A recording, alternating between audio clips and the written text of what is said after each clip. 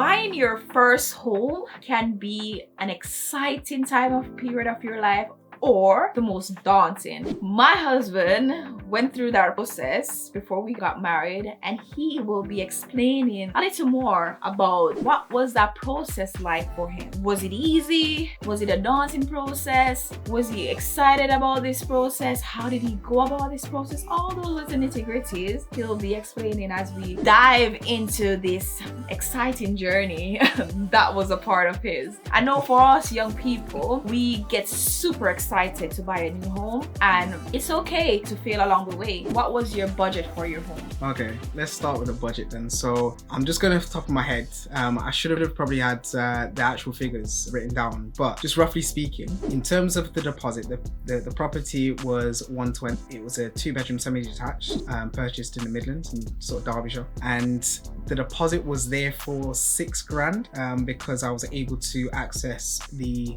Help to Buy scheme at the time that was still running. It's no longer running. I think it was October of 2021. Correct me if I'm wrong there. The government scrapped that scheme, so that's no longer there. So what that meant is that before we was obviously able to access that, so I definitely took advantage of it. Funny enough, I didn't have all the deposit, very little of it, even though it wasn't really that much in the scheme of things. Yeah. I had about £1,800 saved at that time. Yeah, so gave the offer. It was accepted. I came to the property. Little old lady, bless her, really nice lady, but she was unable to look after herself any longer, so she decided that she wanted to move into a supported living arrangement, care home sort of thing. Came to the property, she was there, the estate agent was there as well. In my mind, it's always a better situation to go to a property that you're looking to buy and have the owner, the vendor there, because then you can actually have a conversation direct with that person. So what I did, maybe a bit cheekily, I was building a relationship with this little old lady. Literally. I was there chit-chatting with her, telling her, you know, my story, and like I was literally the reason why this property was so like good for me is because it was really close to my workplace. Like super close, like 7 minutes away type of close in terms of a drive, so it made all the difference. Literally told her, you know, I worked down the road, and you know, I was, you know, building a relationship and rapport with the owner, and by the time I left the property, I could see in her eyes that she wanted to sell me the house. That's like, good. It was clear. So I pretty much kind of asked her what she wanted for it. And ultimately it was in a price range that was okay with paying the 120. I didn't negotiate anything down, to be fair. There was someone that literally came in after me, and you know, it was 2 couples. Like, why am I wasting my time? I really like the place, really like the location. So in essence, this was your preferred location. This was what you were looking for. Describe the area, because you know, my audience out there don't know what was your area. What's the area like? Right. So the area is very quiet. It's in a cul-de-sac on the edge. What's a cul-de-sac? Cul-de-sac is effectively a small scheme of houses that you would drive into, and it's off the main road. So it's very quiet. And for me, I grew up in Nottingham on a main road, and I just used to go to bed at night at my mum's place, and it was just so loud. Like I could literally hear the sirens, and it just irritated me. So for me, I wanted something completely opposite. I do like the countryside, and I thought, okay, you know, generally people kind of grow old and, you know, in retirement, then they start thinking about moving into the countryside. Okay, why not I just like get a reasonable size house, relatively cheap, and do that now, you know. It's what I wanted.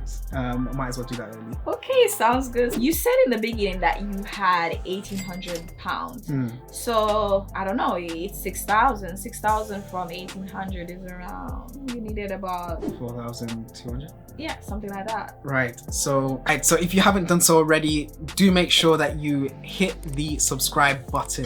Thanks for watching this video, and we have something special for you at the end of this video, so keep watching. By the time, it's a couple of ways I found the money, right? So I obviously forecasted how much I'll be able to save by the time that the mortgage would have gone through and we would have exchanged and completed. So I realized that I could save roughly 500 quid per month. So I was anticipating that it would be delayed anyways, and that I would sort of ask for half of the amount as a gift from one of my siblings, which luckily he was able to do, and I thank him even now. He was able to give me like half towards the deposit, so 3,000. And so I gained the 3,000 that way, and then I had 1,200 to then find. So, you know, within 3 months, you know, which is on average the amount of time that it would have taken to complete on a property purchase in the UK anyways. So, you know, I forecast that actually I should be okay. Okay. So that's how I did that. The other thing is, when you buy a property in the UK, there's a couple of other things that you need to consider, or expenses that you need to consider. There's the legal fees, there's stamp duty, there's costs for surveyors, conveyancing, and what else is there? Those are the main sort of costs that you need to factor in. So those three at the least will set you back if you don't have those budgeted for. However, this is where you need to be a bit cute, because I was being a bit cute about the situation. So the property was under 125k, which at the time, if you bought a property on £125,000, it meant that you wouldn't pay any stamp duty if it's your own residential property and it's your first property. So that was pretty much eradicated from what I remember. Then the fees in terms of conveyancing, they were like sort of packaged up within the mortgage that I had got. So that was, I pretty much got that money back effectively. Yeah. And they also gave cash back as well. So the legal fees were roughly, if I remember correctly, maybe somewhere between £300 and £600, something like that. But whatever it was, I remember not having to pay it because the cash back from the mortgage product actually covered that amount anyways. So effectively, all I really needed to find was the deposit, which was, I paid half of that anyways. Love that. So the thing is, by the time that I had completed on the purchase, because of the dynamics between the vendor, who was, as you remember, quite old, she struggled to get to the office to sort out the paperwork and, you know, sign everything. So what should have been a 2 to 3 month transaction actually took 7 months, literally 7 months. So I think I got to the point where I'd ended up saving like everything and more anyways. So by that point, I somehow managed to find the £6,000. So I didn't actually need the gift from my sibling or my brother, but it came in handy anyways because there was a little bit of refurbishment works that I did to the property. Because it wasn't, I should ask you, what type of property? Was it a new property where you had to do nothing? What condition was the property in when you bought it? All right, so if you imagine like pink toilets, pink wash and basin, I'm just gonna be honest, but this may sound a little bit odd or a little bit rude perhaps. So when I came to the property, right, the floorboards, the walls and everything, it smelled of like urine. So it didn't smell nice. It smelled awful, unfortunately, which made sense for why I was, you know, anyways. So yeah, it needed like gutting out. Like I wasn't gonna have like any of the wallpaper in there, like all of that. And you were fine with that? Yeah, definitely. I guess some people might not be fine with, they want, you know, some people just want to come in a home and everything is done and they just move in. But you were okay with that. So why were you okay with the condition of the house? I know that you're a quantity surveyor, as that's your job. I'll tell you why. So you have an understanding of that sector, you know. So why were you okay with the condition of the house? Yeah, I'll tell you why. So one of the rules that a old friend had told me was always look for the worst property in the best street in the area that you can. So assuming that it's also got a really nice school to it as well, because that also helps. Which for me, it kind of ticked a lot of boxes. Yeah. We don't have children. I didn't have children before, you know, we got married. So the school issue wasn't necessarily that important. But we have the school right up the area. Yeah, there are a couple of schools around here that are pretty decent anyways, but that wasn't the highest factor for me. It was really the location and it was ultimately it was especially the location and the which ties into the location. So for me, it was that the key point that the property ultimately had no structural issues. It wasn't on a floodplain. Surrounding area was beautiful, or is beautiful, and it just made sense financially as well for my situation. It was within my means, kind of. So yeah, it wasn't really something that I was worried about. In fact, I was excited about it because I knew I was getting a great deal. I know, since I've been in the UK, and started doing a bit more research on properties and understanding property a bit, and know that when you get a property that's old and you do works on it, you know that the value that it can bring to you at the end can be double fold, you know.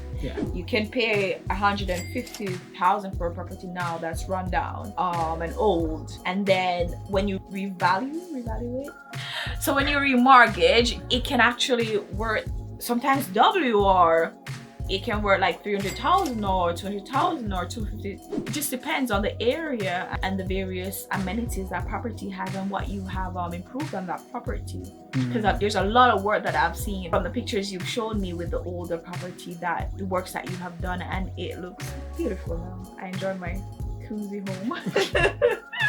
Yeah, so just speaking to that then, the property was bought in 2018 for 120. However, within the space of 2 years, so the mortgage product that I initially had was a 2-year fixed product at a really great percentage. I missed the days. So that was actually around about 2%, 3% maybe. That was the first product, and that was done with the initial mortgage broker that I'd done the original transaction with, which wasn't really great, to be honest. It took like 3 different lenders and changes of lenders in order to get it through. It was really odd. Nothing of my fault, really. It was just a case of the lenders weren't right for, you know, this solicitor, and this solicitor wasn't right for that, and it was just a mess. So that eventually went through, and that also aided towards the 7-month transaction. Which is ridiculous, really. Wow. So that was around about 2-3%. Then the brother that I mentioned, who had actually borrowed me or gave me the gift of 3,000, he also does mortgages. Absolutely amazing mortgage broker. I'll actually link his website below. Percom Financial Services, based out in Croydon and also in Wimbledon. So they then took over the mortgage, and I'm telling you, listen, it went from like 3%, something like that, to then 1.54%, which is what I was mentioning earlier. So that saved me literally, I think it was like 9 years. It chopped off the mortgage. Wow. Yeah, it was crazy. 9 years chopped off the mortgage, and I think it also reduced the actual payments as well, which is amazing. And then after that, another 2 years after that, I decided to remortgage and do an equity release, which is effectively pulling money out of the property for whatever reason that may be done. I did it in order to raise a deposit for another house, and that time, so we're talking about 4 years on from now, from the actual initial purchase, which is 2018, the property value went from 120 to then 170. So that's it's quite significant. So I was able to pull money out at that point, and then raise money for a deposit and so on. So yeah, you can quite quickly see how, you know, if you choose the right area, fairly quickly, you know, the property value will go up. And I've seen also that our area, the property value is going up and up. So our property, even though we said that it's valued at, what did you say, 170 now? It was 170 at the time. At that time. Yeah. So it's gonna be valued more. So yeah, get yourself into that first home, people. Yeah, I think it's getting that first one, and that seems to be the issue, you know. So if you can raise the deposit through help from a friend or from family, and just either work to kind of pay them back or whatever you need to do, I think that always is, you know, a great way of doing it personally. And how old were you when you bought your first property? Annoyingly, I was 23. I say annoyingly because if the transaction went forward before the 7 months, I would have been 22, which was what my goal was, to get it at 22, but yeah, it delayed a bit, so it was 23 by the time it completed. So I'm hearing you talking about goal. Your goal was to get it at 22. Why did you want to get it at 22? What does that? What did that mean to you, really? Listen. You know, I remember being like, I don't know, I may have even told you actually. I remember being like, maybe 6, like really young, and watching like Grand Design relocation. These are like property shows in the UK, right? Yeah. And I'm seeing all these things like on the TV, right? And I'm like, yeah, I want a piece of that. So from then I was just inspired to like get into property. And I've always been quite arty anyways, creative. Yeah. So I kind of enjoy, you know, putting things together, you know, like internally, like with your interiors and stuff like that. Yeah, So you're a great interior designer. I'm gonna give you that compliment. Yeah. You're a great host. So yeah, I enjoy property. It's something that I like, hence why Your job. also do it for my job as well. Yeah. Or something in property. Yeah. So I know many people out there want to own their first home, or they have their first home, but they want to get another property. So as a young person who's in their 20s or near their 20s or in their 30s or even 40s or 50s, because I know a lot of people might not have their own property, what advice would you give to someone who has this strong urge and this strong desire in their heart, like really want a property? What advice would you give to them? Stay focused. I think that goes for everything. Yeah. In life, to be honest. I think ultimately the one thing that's going to determine the amount of success that you have in any particular area of life, in this instance is, you know, getting that first property, is remaining very, very focused on what you want to do. Yeah. And the amount of time that you can focus on something will determine, you know, the amount of output that you get out of it. So for me, that would be critical. Just stay focused on it, and ultimately things will work itself out. What I like to do is write my goals down. I don't know how I came across this principle. Maybe it was Tony Robbins or something, but the principle of writing your goals down just helps with that focus element that I mentioned, and it also gives you the ability to track what you had planned to do and when it happened. When it does transpire, you can then say, oh yeah, I did that, I can take that off the list. So that's what I would be doing. Write down your goals, focus on it, and then the next thing would be, you know, tell people that you know, everyone that you know, what you do, what you're trying to do, what your aims are, what your goals are. Granted, there will be people that will be against that goal for whatever reason, or they'll be like, why do you want to do that? Or, you know, you don't even see the money, because some people literally don't see the money. But remember, you said you didn't see the money, you didn't see all the money. No, but you went for it. No. At the time, I was on peanuts. I just graduated. Yeah, literally. Let me backtrack a little bit actually, because I'd started working even before I'd graduated, to be fair. So even before I'd finished university, I was very, very clear I wanted a property. Yeah. You know, so from the time I was like, you know, I don't know, 10 or 11, I wanted to buy a property. So it was also always something in my mind. So I wanted to get into a job as quick as possible. And I ended up doing that 6 months before I graduated. I started part-time with the company that I was at. So when I left university, I just walked straight in as a graduate or a junior, whatever. And then after about a year or so, I then was in a position where I could say, yeah, I've got a full contract, can go to a lender and say I'm in a permanent job, I've got a secure job, so please give me some money to buy this house. Which lenders will consider, you know, how long have you been in you know, employment. That sometimes isn't even spoken about when it comes to acquiring property, but lenders will take that into consideration when they look at you as a candidate to give their money to, effectively, or loan their money to, as well as your credit score. One thing that I also needed to get correct is also my credit. So at that age, I didn't have much credit, so I had a credit card by that time, and you know, the limit on it was fairly low, around about 500 quid, which I think I still have that credit card at that same limit actually. Yeah, I think I know that one. So I just use that, and then what that does is it just creates a history of how you use credit. And the idea is that, you know, you spend a little, you pay it off, you spend a little, you pay it off, and then you show that you know, you're responsible. So just going back to the question, which was, you know, what advice you would give to a young person. Yes, it's focusing on your goals. It is, you know, making sure you're writing down and keeping yourself accountable, you know, letting people know what you're trying to do and what you're trying to achieve.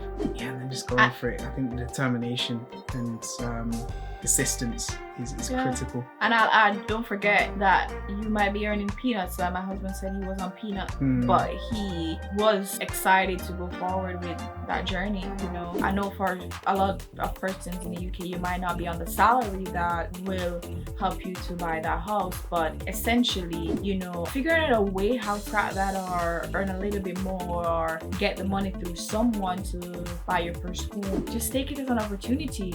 You know, from that first experience, you will become better at buying property. Yeah. So I hope this has been an encouragement for you to go out there and explore different areas, whatever area you want to live in the UK or wherever you are. Explore the areas that you are the goals. Explore the areas that you really want to live in, and then write on these goals, pray on these goals, and also work hard toward that goal. And I bet you one day you'll be able to afford that home and be excited to bring your family in. So guys, I hope that this has been an encouragement for you. Now go out and smash that goal. Write down your goals, research those areas that you really want to live in, and if you put your mind to it, you will achieve it.